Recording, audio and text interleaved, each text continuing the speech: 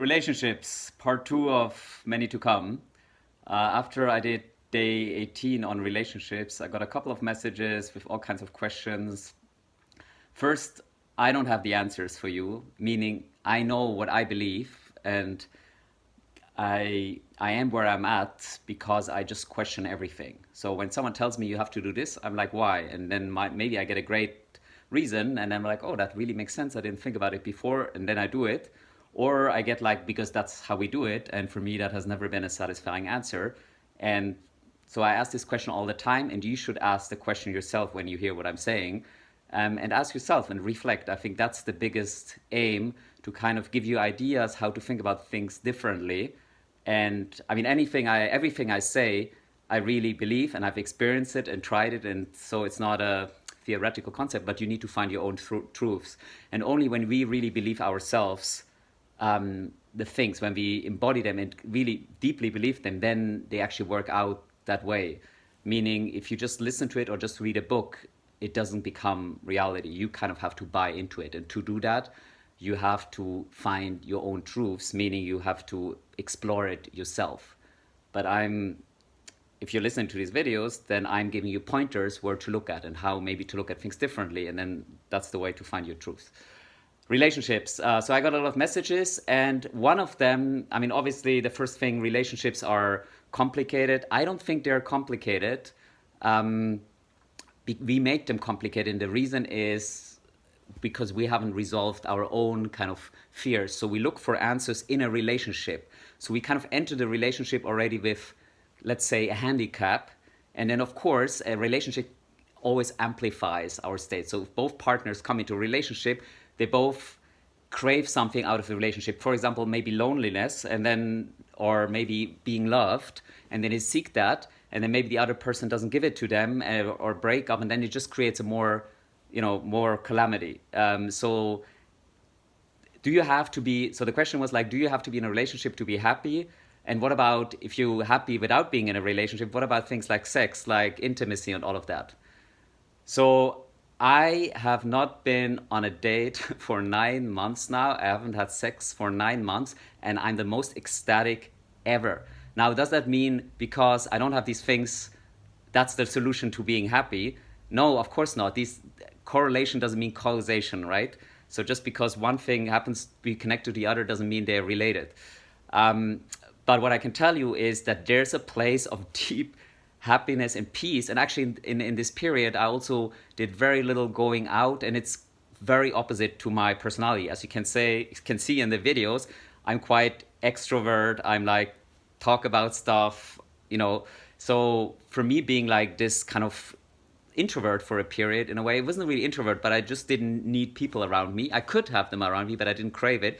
And I found this deep place, this place of deep peace, and just, when just everything is perfect, you don't need anything. And that's the problem, not just with relationship, but generally. We're constantly looking out in the world for pleasures. Whether it's a relationship to get love, that's still a pleasure, and trying to avoid pain. So craving pleasure and trying to avoid pain, and we not always get what we want, and then we get disappointed and we get sad, etc. You're in a much stronger position if you don't need these things. And that includes relationship. And then you can build on that. And so I know if I would be in a relationship now with a person that's similarly, I would argue, resolved and in peace, then that adds and you go to a new high. But if you're not in a place and where you're like, oh, I'm lonely, I need a relationship so I'm not lonely, then that's just gonna amplify the problem. Might be a short-term fix, but again, like with any pleasures, you're like it's like going for a night out, getting drunk. In the moment you're in the flow and you're happy, or doing extreme sports, sex. And again, I'm not saying any of these things is wrong. I'm just saying when we do them because we need them, it's like a drug. And actually, in fact, when you're in love, like the butterfly type of love, then your brain lights up like a Christmas tree. And that's why we crave this, like oxytocin flows like crazy.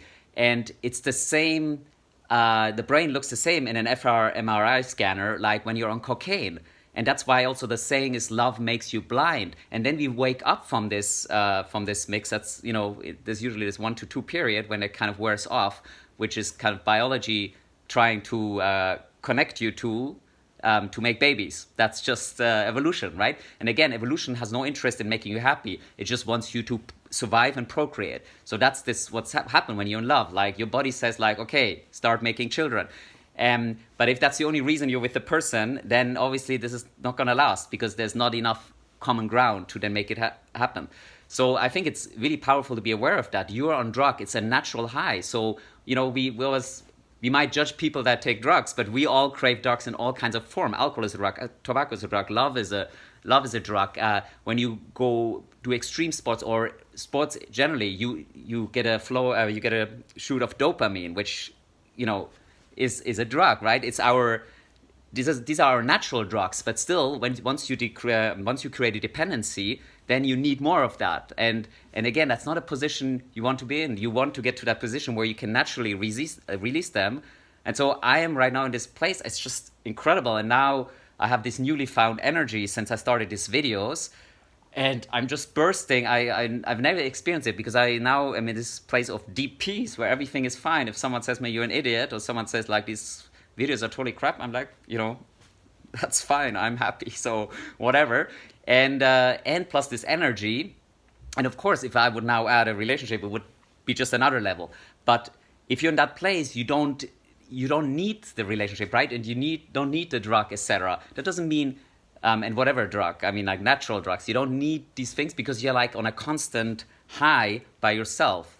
And so you want to get to that place. And I'm not saying this is like an easy project and it's going to happen overnight. It took me many years and who knows all the kind of things that happened in life that kind of pushed me into this direction. But it's kind of something you should be seeking. Like if you're saying like, oh, I want to grow, I want to develop, I want to learn, I think personal development, your own growth is the best investment you can make. And then you will, so this was a big, now coming back to relationships, then you will enter relationships completely differently. You will also attract people differently. You will also have a much higher benchmark of who to be with, because you don't need someone to be with just to be with someone.